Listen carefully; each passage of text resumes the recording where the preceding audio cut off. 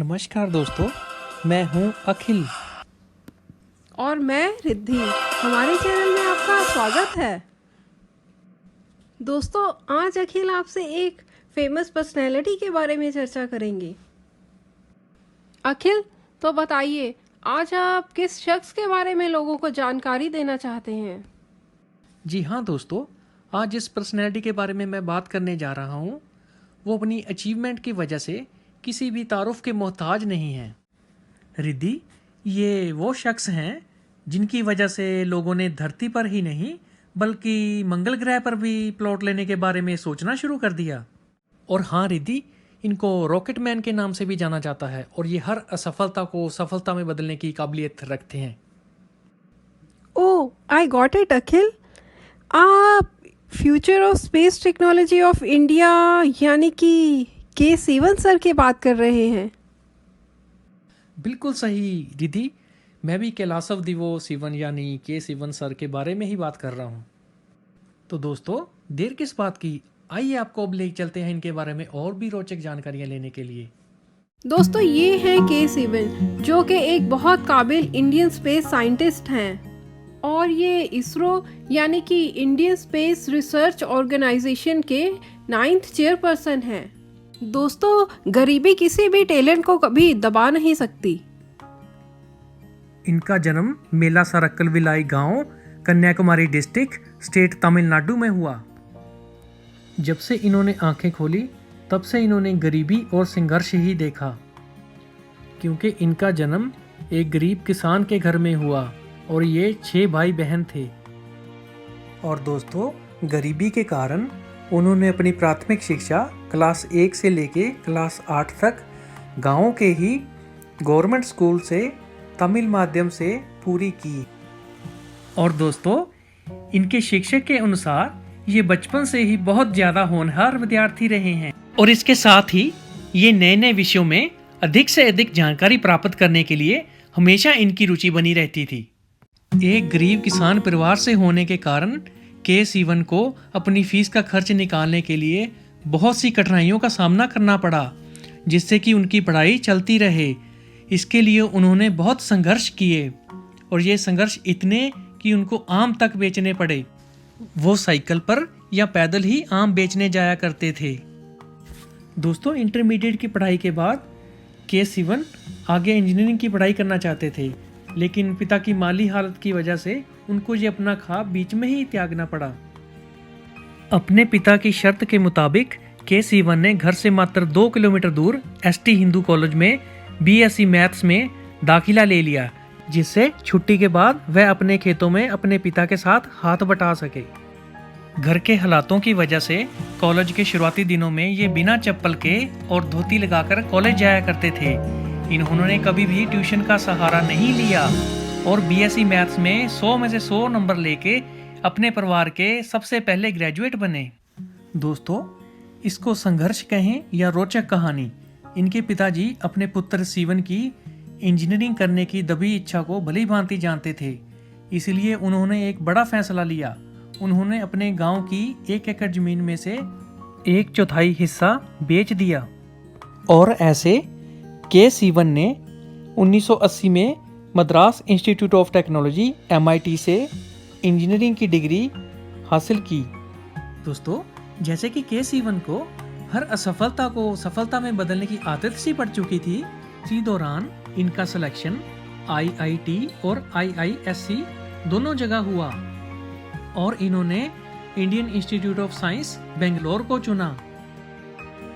1982 में के सीवन ने मास्टर इन एरोस्पेस इंजीनियरिंग की डिग्री स्कॉलरशिप पर Indian institute of science Bangalore से हासिल कर ली।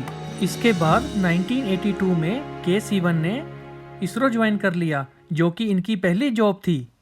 इसरो में रहते के सीवन ने विक्रम साराभाई स्पेस सेंटर में PSLV प्रोजेक्ट का कार्यभार संभाला। यहाँ इन्होंने मिशन प्लानिंग, डिजाइनिंग, इंटीग्रेशन और लॉन्च व्हीकल एनालिसिस पर जी तोड़ मेहनत की।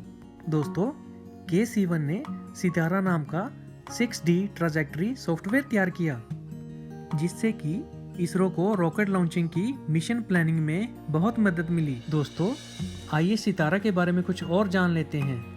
सितारा सॉफ्टवेयर के द्वारा मिशन के लॉन्च व्हीकल की एक्सपेक्टेड ट्रांजैक्टरी यानी कि उसके पाथ को पहले से ही डिटेक्ट किया जा सकता है। K7 के सितारा सॉफ्टवेयर ने इसरो के लिए ये जानना आसान कर दिया कि कौन से एंगल और तयशुदा स्पीड से रॉकेट पेलोड कितनी दूर और कैसा रास्ता अपनाता है।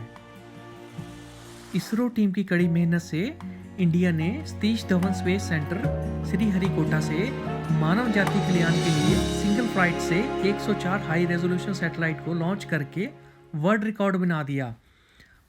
ये सैटेलाइट्स 2017 से अपनी कक्षा यानी कि ऑर्बिट में लगातार घूमते हुए पूरी दुनिया को सेवाएं प्रदान कर रही हैं।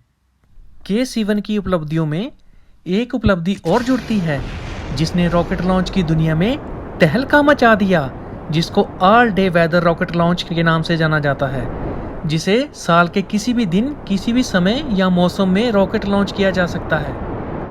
दोस्तों, ये सब सुनने या देखने में जितना सरल लग रहा है वास्तव में उतना है नहीं।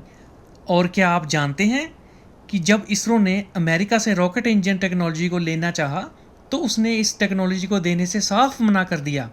रशिया से हमारी साइंस और इंफॉर्मेशन टेक्नोलॉजी के आदान प्रदान की संधि थी और है, इसलिए इसरो ने अपने साइंटिस्ट रॉकेट इंजन टेक्नोलॉजी सीखने के लिए रशिया भेजे। हैरानी तब हुई जब इसरो के साइंटिस्टों को किसी भी मेन इंजन मॉड्यूल से वाकिफ ही नहीं करवाया गया। और तो और इसरो साइंटिस्टों के लैब में खुलेआम घूमने पर भी पाबंदी लगाई गई। इस दौरान K7 GSLV प्रोजेक्ट के प्रोजेक्ट डायरेक्टर थे। इन परिस्थितियों में भी इन्होंने अपनी टीम को हार नहीं मानने दी और उनका हौसला बनाए रखा। और इसरो में K7 की टीम ने अपना एक बहुत शक्तिशाली स्वदेशी क्रायोजेनिक इंजन तैयार कर लिया। इस इंजन के फ्यूल में पहले गैस को -200 डिग्री तापमान पर लिक्विड में बदला जाता है। इस क्रायोजेनिक इंजन का ईंधन लिक्विड ऑक्सीजन और लिक्विड हाइड्रोजन है। स्पेस टेक्नोलॉजी की दुनिया में अब भारत किसी का भी मोहताज नहीं रह गया था। अब इसरो रॉकेट से लेकर लैंडर तक यानी सुई से लेकर धागे तक स्वदेशी और cost effective space mission product बनाने लगा। दोस्तों, भारत के GSLV का भी एक अजीब इतिहास रहा है। 2001 में उसने पहली उड़ान भरी तो वो कुछ हद तक सफल और असफल रही। इसके बाद GSLV की 2 उड़ानें सफल और लगातार 4 उड़ानें असफल रही। 2 सफल लगातार 4 असफल मिशन ने तो जैसे इसरो की GSLV टीम को अंदर से तोड़ के रख दिया। उस समय इसरो के चेयरमैन K राधाकृष्णन ने इसरो के GSLV प्रोजेक्ट की कमान K7 के हाथ में सौंप दी। ऐसे K7 GSLV के प्रोजेक्ट डायरेक्टर बन गए। इस मिशन का नाम नोटी फेलो रखा गया। इसी दौरान K7 को GSLV की सफलता की कुंजी मिल गई। उन्होंने पिछले 15 साल के GSLV डेटा पर शोध किया। शोध में उन्होंने क्रायोजेनिक इंजन और कुछ क्वालिटी इशू को GSLV की असफलता का कारण माना और 5 जनवरी 2014 को GSLV ने एक सफल उड़ान भरी। इस सफलता का श्रेय K7 को मिला और वो फिर एक बार विजय रथ पर सवार हो गए। GSLV की सफलता के बाद K7 को विक्रम साराभाई स्पेस सेंटर का चीफ कंट्रोलर बना दिया गया। इसी दौरान उन्होंने IIT बॉम्बे से PhD की डिग्री हासिल कर ली।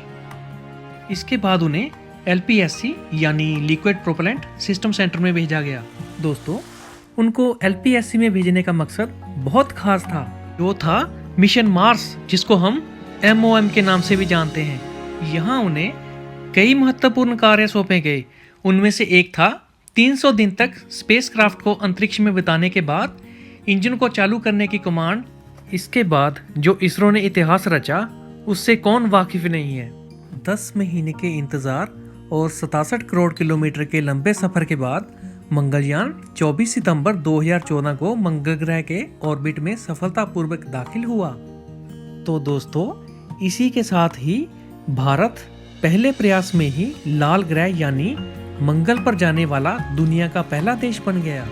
We are approximately 3 minutes away from the predicted time, expecting a very nominal scenario where the lamp and all the thrusters have fired as expected.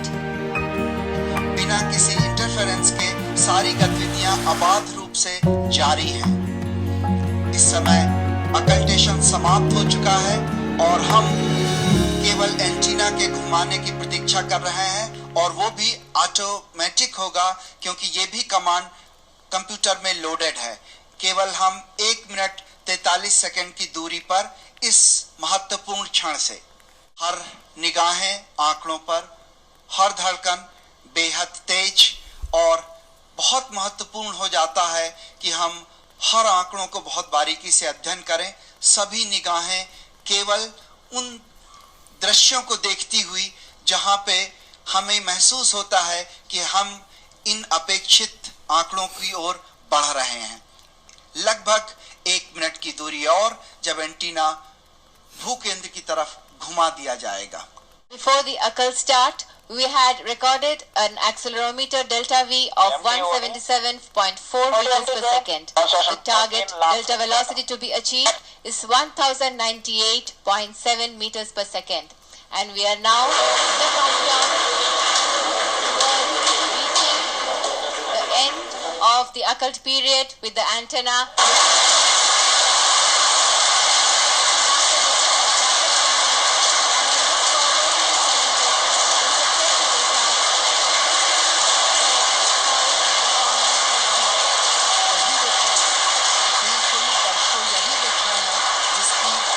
ISRO के सभी वैज्ञानिकों को, समूचे भारत को, समूचे राष्ट्र को प्रतीक्षा थी।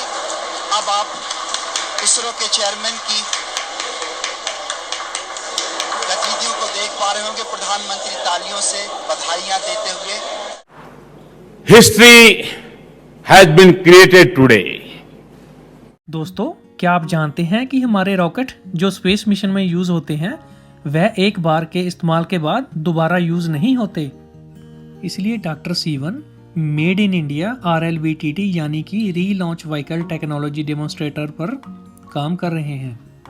ये दिखने में हूबहू एरोप्लेन की तरह लगता है। इससे रॉकेट लॉन्च के समय ये स्पेसक्राफ्ट पहले स्पेस में जाता है और फिर सफलतापूर्वक धरती पर री एंटर हो जाता है। इसके टोटल 4 फेज हैं। आपको जानकर खुशी होगी कि इसके पहले फेज का परीक्षण इसरो सफलतापूर्वक कर चुका है। इसके बाकी 3 फेज 2030 को पूरे होंगे। RLVTT की मदद से इसरो के स्पेस मिशन का खर्चा 10 गुना कम हो जाएगा। दोस्तों, 15 जनवरी 2018 को डॉक्टर के सिवन इसरो के चेयरमैन पद पर नियुक्त हुए। उनकी अध्यक्षता में 22 जुलाई 2019 को सतीश धवन स्पेस सेंटर से चंद्रयान 2 को मून की यात्रा के लिए भेजा गया। दोस्तों, मून पर जाने के लिए तो शुरू से ही प्रयास होते रहे हैं, परंतु आज तक कोई भी देश लीक से हटकर मून के साउथ पोल पर जाने की हिम्मत नहीं जुटा पाया, यहाँ तक कि नासा भी। दोस्तों, आगे जो इसरो ने इतिहास रचा उसके बारे में तो हम सब भली भांति वाकिफ हैं। चंद्रयान लगभग 1 महीने का सफर तय करते हुए अपने लूनर ऑर्बिटर लैंडर विक्रम और रोवर प्रज्ञान चंद्र की कक्षा यानी मून के ऑर्बिट में पहुंच गया और मून के इर्द गिर्द चक्कर लगाने लगा। इतनी कड़ी मेहनत और 2 चरण को सफलतापूर्वक पार करने के बाद डॉक्टर के सिवन और इसरो टीम की तो मानो खुशी की कोई सीमा नहीं रही। तो दोस्तों, अब समय आ गया था जब देश ही नहीं बल्कि पूरी दुनिया सांसें थामकर विक्रम लैंडर का मून पर पहला कदम रखने का इंतजार कर रही थी।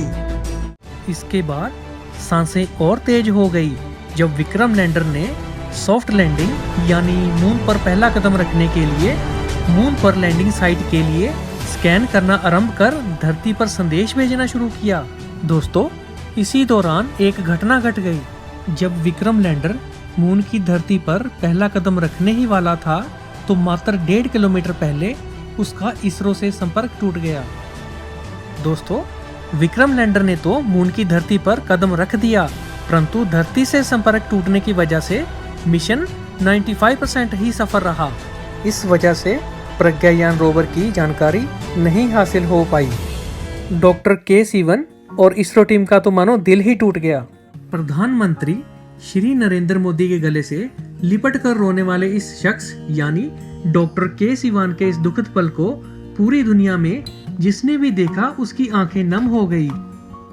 परंतु असफलता को सफलता में बदलना डॉक्टर के सिवान की खूबी रही है और हारना जैसे उनके डीएनए में नहीं है। आपको ये जानकर खुशी होगी कि डॉक्टर के सिवन की अध्यक्षता में इसरो कई स्पेस मिशन पर काम कर रहा है, जैसे कि आदित्य L1, मंगलयान और गगनयान। दोस्तों, गगनयान मिशन में हमारे 4 भारतीय एस्ट्रोनॉट को खुद भारत स्पेस में भेजेगा, जिनकी ट्रेनिंग चल रही है। हम अपनी कृतज्ञता इसरो के इतने मेहनती साइंटिस्ट और के सिवन को व्यक्त करते हैं। हम भारतवासी डॉक्टर के सिवन के हमेशा आभारी रहेंगे। और दोस्तों, अंत में हम यही कहेंगे, डर कर नौका पार नहीं होती, कोशिश करने वालों की कभी हार नहीं होती। जय हिंद।